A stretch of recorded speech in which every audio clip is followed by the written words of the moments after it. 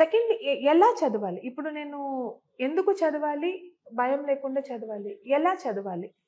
యూపీఎస్సీని ఒక ఏదో exam mathematics some solution లాగా చూడకూడదు.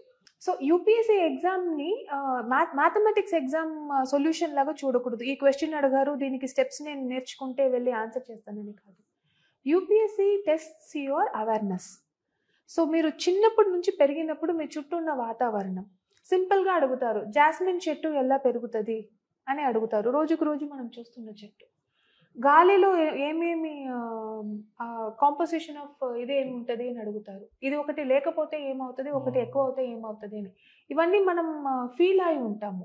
సో ఒక్కొక్క క్వశ్చన్ కూడా మీకు హిస్టరీ చదివితే ఆ హిస్టరీ మీ సరౌండింగ్లో ఏమీ ఉండేది, జాగ్రఫీ చదివితే దానివల్ల ఏమీ ఉండేది. సో మీరు ఒక సబ్జెక్ట్ని అప్రోచ్ అవుతున్నప్పుడు it's more applied than as a theory.